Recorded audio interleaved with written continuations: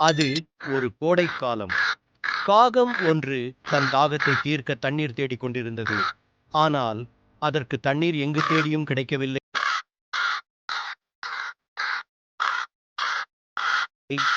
தண்ணீர் தேடி காட்டு வழியே சென்ற காகம் அங்கு இருந்த வீட்டின் முன் தண்ணீரை பார்த்தது.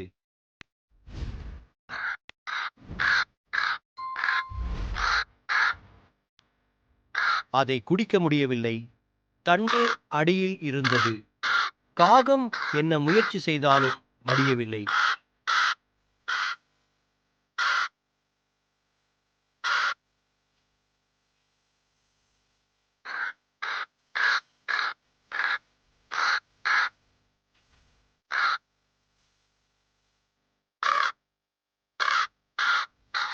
இறுதியில் அதற்கு ஒரு யோசனை தோன்றியது.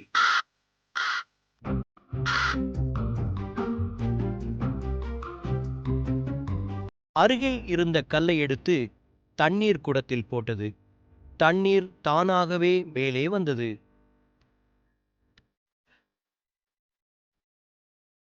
அதை காகம் குடித்துவிட்டு மறுபடியும் மகிழ்ச்சியுடன் சென்றது.